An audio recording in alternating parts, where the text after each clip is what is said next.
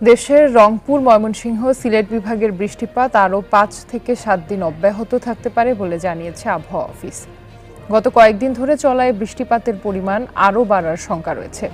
আবহাওয়া অফিস বলছে, দেশের কোথাও তাপপ্রবাহ না থাকলেও বাতাসে জলীয় বাষ্প বেশি থাকার কারণে গরমের অনুভূতি হচ্ছে বেশি।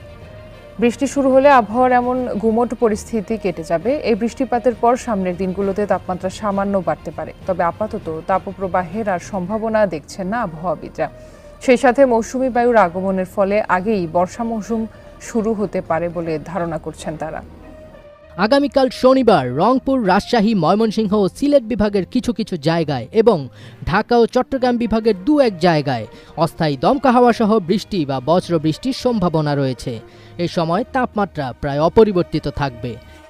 বর্ধিত ৫ দিনে দক্ষিণ পশ্চিম মৌসুমী বায়ু চট্টগ্রাম উপকূল পর্যন্ত অগ্রসর হতে পারে।